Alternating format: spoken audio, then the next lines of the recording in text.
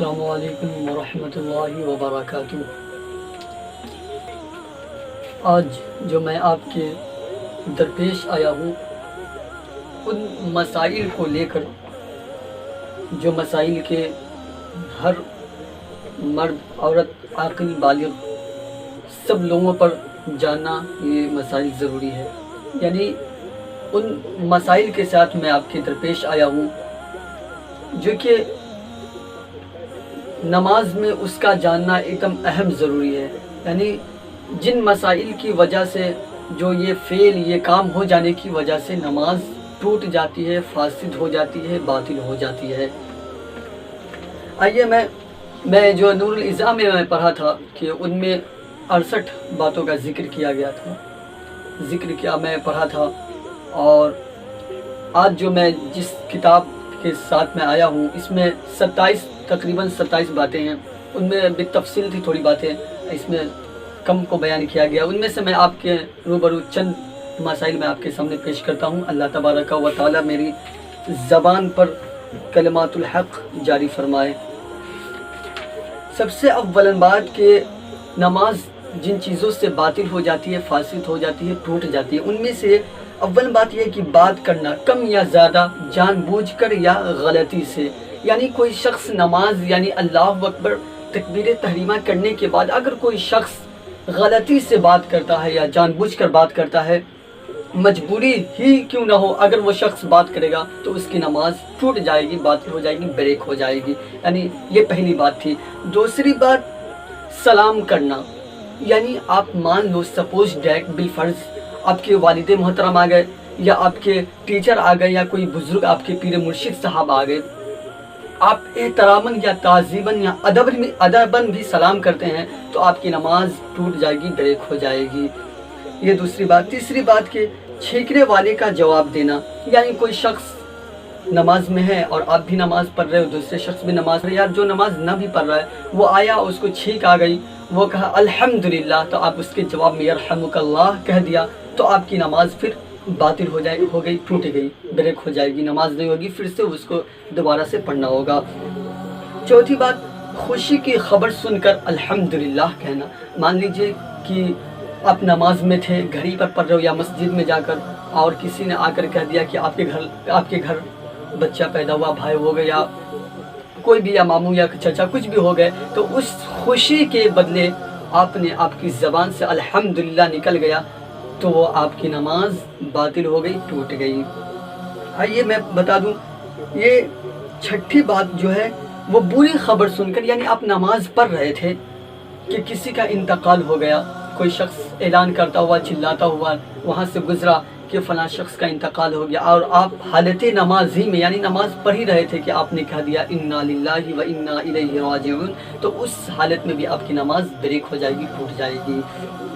آئیے میں بتلاؤں۔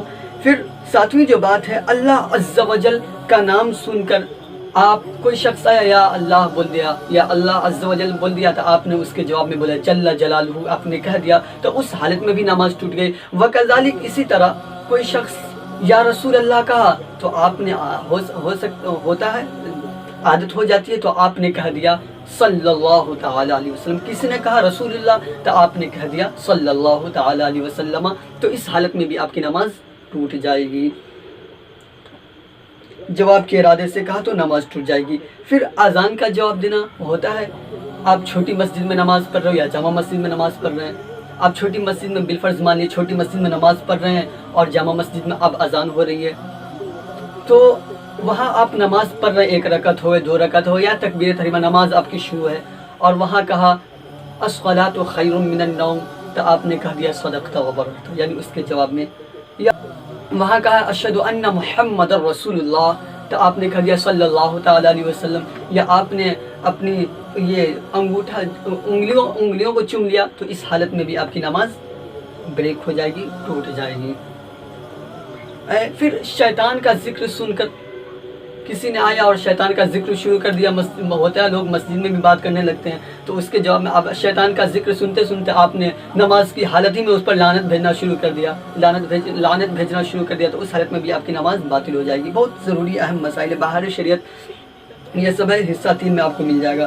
نماز میں چھینک آئی اور کسی دوسرے نے یرحمک اللہ کہا تو اس کے جواب میں آمین کہہ دینا. یعنی ایک شخص ہے جس کو آیا چھینک آیا تو وہ کہا الحمدللہ، دوسرا شخص کہہ دیا یرحمک اللہ اور پھر اس کے جواب میں کہہ دیا آمین، تو پھر اس کی بھی نماز باطل ہو گئی. اسی طرح یہ بتاؤں کہ تعجب خیز خبر سن کر، یعنی کوئی ایسی بات ہو جو تعجب والی ہو، تو اس کے جواب میں سبحان اللہ کہہ دینا یا لا الہ الا اللہ محمد الرسول اللہ کہہ دینا، تو اس حالت میں بھی آپ کی نماز باطل ہو جائے گی، ٹوٹ جائے گی. ہاں، اور یہ امام کا پڑھنا پسند آ گیا.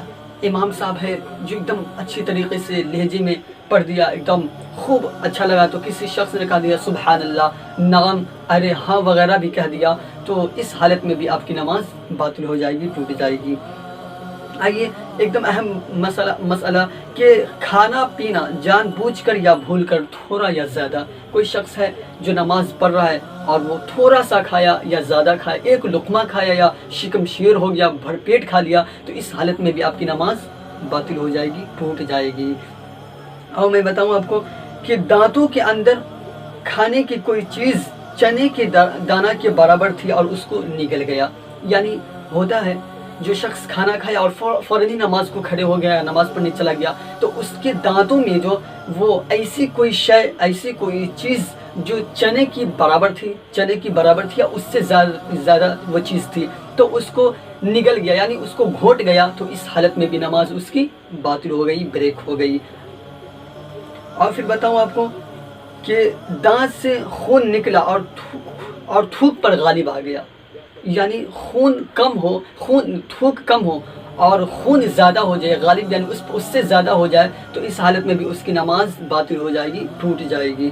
خون کم زیادہ تھا تو اس حالت میں بھی نماز باطل. اگر کم رہے، تھوک زیادہ رہے اور خون کم رہے، نہ کے برابر رہے، نہ قابل نماز توڑنے والی چیز ہو، تو پھر نماز باطل نہیں ہوگی. اور اگر خون زیادہ آ جائے، تھوک کم ہو، تو اس حالت میں پھر نماز بریک ہو جائے گی، ٹوٹ جائے گی. ایک اہم ایک دم ضروری مسائل جو کہ لوگ ایک دم یہ امپورٹنٹ مسائل ہے جو بہت کم لوگ جانتے ہیں، اس سے ناآشنا ہیں اور وہ کر بیٹھتے ہیں، اس کی نماز اسے معلوم بھی نہیں ہوتا اور نماز باطل ہو جاتی، ٹوٹ جاتی ہے. ایکچولی ہوتا کیا ہے کہ کوئی شخص نماز پڑھ رہا ہے، میں آپ کو بتا دوں، کوئی شخص نماز پڑھ رہا ہے، اللہ اکبر کہا، یہ ایک رکن، اور نماز پڑھ رہا، اس حالت میں ایک شخص اس طرح کھجلایا، ایک مرتبہ میں جتنا بھی کھجلا رہے تو وہ نماز نہیں ٹوٹتی ہے. پھر ایک کھجلایا، پھر دوسری مرتبہ کھجلایا، یہ دو، تبھی تک نماز اس کی باقی رہے گی، نماز نہیں جائے گی، نماز نہیں ٹوٹے گی. اور جہاں تیسری مرتبہ اس طرح مار دیا تو اس کی نماز باطل ہو گئی، ٹوٹ گئی. یہ جو مسائل تھے ایک دم ضروری امپورٹنٹ تھے جو کہ سب مسلمان عورت مرد پر جاننا ضروری ہے. اور اگر جو نہیں جانتے انہیں چاہیے کہ اللہ تبارک و تعالیٰ کے قول کے مطابق پاک پروردگار اپنے کلام پاک میں ارشاد فرماتا ہے فَاسْأَلُوا أَهْلَ الذِّكْرِ إِن كُنتُمْ لَا تَعْلَمُونَ، تو تم پوچھو جو چیز کی تم نہیں جانتے ہو ان لوگوں سے جو لوگ جانتے ہیں، یعنی عالم سے، علماء سے، جن سے آپ کا تعلقات ہے، ان سے آپ پوچھئے جو مسائل کے آپ نہ جانتے ہو. اور حضور اکرم صلی اللہ تعالیٰ علیہ وسلم تو فرما دیا کہ طلب العلم فریضۃ علی کل مسلم و مسلمہ، یعنی علم دین کا فرض کرنا ہر مسلمان مرد عورت پر تو فرض ہے نا. کیا قاری بننا؟ نہیں. حافظ بننا؟ نہیں. مفتی بننا؟ نہیں. قاضی بننا؟ نہیں. ہاں مگر اتنا بننا تو ضروری فرض ہے ہر مسلمان مرد عورت پر، جو کہ نماز کی اصطلاحات سے وہ آشنا ہو جائے، ماں باپ کے حقوق سے وہ آشنا ہو جائے، جانکار ہو جائے، حلال و حرام میں تمیز کر سکے، ناجائز و جائز میں تمیز کر سکے، پڑوسیوں کی کم از کم حقوق جان سکے، نماز میں کیا فرض ہے، کیا واجب ہے، کیا مکروہات ہے، کن چیزوں سے نماز باطل ہو جاتی ہے. ان مسائل کا جاننا ہر تمام کی تمام امت محمدیہ صلی اللہ تعالی علیہ وسلم پر میرے اور آپ کے آقا آمنہ کے لال صلی اللہ تعالی علیہ وسلم نے فرض کیا ہے. اور پھر انشاءاللہ میں اور اچھے مسائل جو کہ اہم امپورٹنٹ ضروری ہے، میں انشاءاللہ العزیز جلد از جلد آپ کے روبرو آؤں گا. اب اجازت دیجیے. السلام علیکم ورحمۃ اللہ.